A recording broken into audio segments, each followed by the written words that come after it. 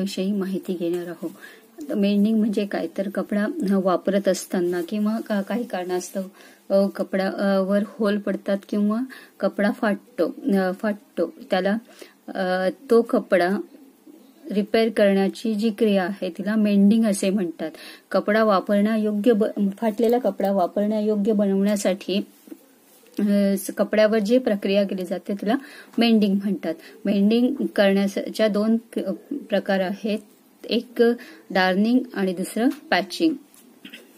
Darning म्हणजे काय तर कपड्यावर वेगवेगळ्या पद्धती फाटलेला भाग वेगवेगळ्या पद्धतीने टाके टाकून भरून काढला जातो, त्याला डार्निंग असे म्हणतात।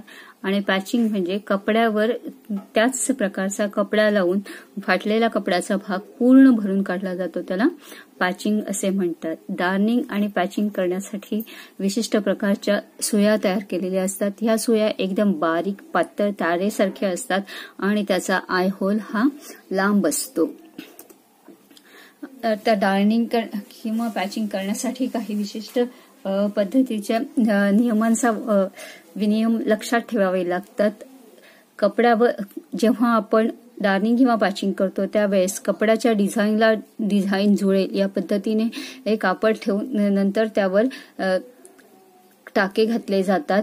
डार्निंग करत असताना कपड्याचा यार्न म्हणजे कपड्याचा जो धागा आहे तोच काढून त्या धाग्यांनीच फाटलेला भाग भरून काढला जातो। डार्निंग करत असताना कपड्याचे धागे निघू नयेत यासाठी त्याच्यावर ओव्हरकास्टिंग केलं जातं। त्यानंतर कपड्याच्या आतल्या बाजूला एक पातळ कपड्याचा तुकडा ठेवला जातो जेणेकरून तो फाटलेला भाग आहे तो पसरणार नाही व त्याचे धागे निघणार नाहीत। आणि नंतर तो कपडा रनिंग स्टिचच्या साह्याने फाटलेल्या भागावर जोडला जातो आणि नंतर त्यावर मेंडिंग किंवा रफू केला जातो। आता हा रफू करत असताना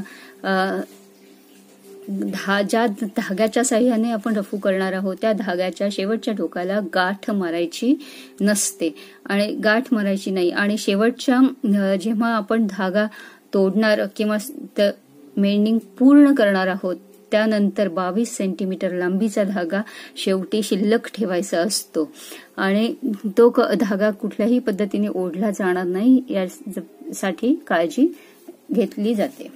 त्यानंतर डार्निंग किंवा मेंडिंग मध्ये डार्निंगचे वेगवेगळे प्रकार येतात।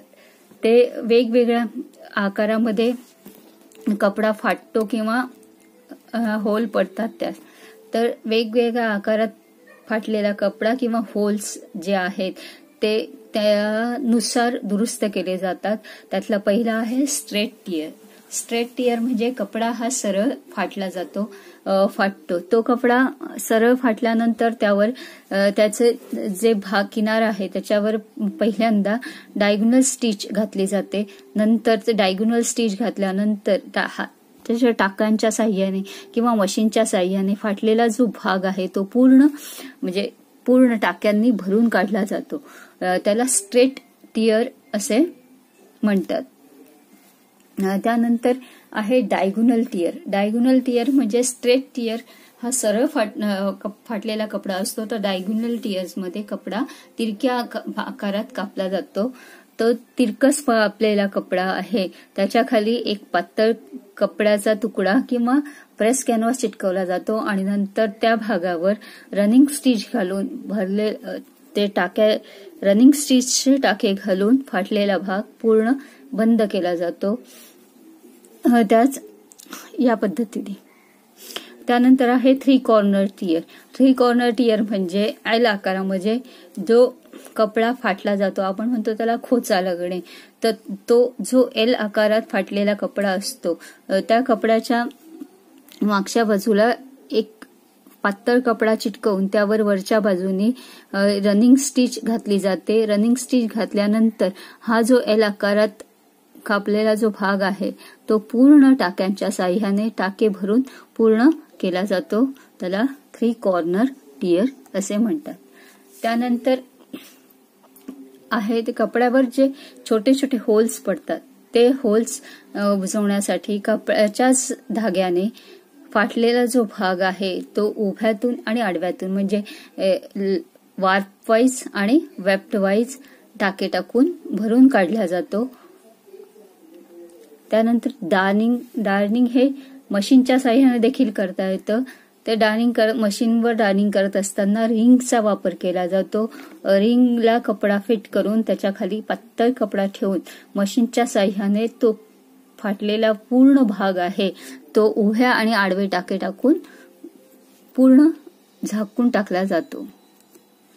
त्यानंतर आहे पॅचिंग म्हणजे कपड्याचा जो भाग फाटलेला आहे त्या भागावर त्याच प्रकारचा कपडा म्हणजे त्या कपड्यातलाच सीम अलाउन्स किंवा इतर भागात जो कपडा असतो तो काढून तो त्या कपड्याच्या खाली ठेवून त्याला चारही बाजूने पहिल्यांदा रनिंग स्टिचच्या साहाय्याने जोडलं जातं आणि नंतर त्याचा कापलेला भाग आहे तो व्यवस्थित हे ओव्हरिंग कास्टिंग स्टिचच्या साहाय्याने बंद केला जातो आणि नंतर त्यावर हेमिंग करून किंवा मशीनची शिलाई मारून तो भाग बंद केला जातो. त्यानंतर हेम पॅच म्हणजे कपड्यावर त्याच पद्धतीने कपडा लावून त्याच्या चारही बाजूला शिलाई हाताच्या साहाय्याने हेमिंग स्टिच घातली जाते आणि तो पॅच तयार केला जातो. त्यानंतर आहे डेकोरेटिव्ह पॅच हे बाजारात विकत मिळतात. कपड्यावर ते पॅच ठेवून त्यावर शिलाई मारली जाते.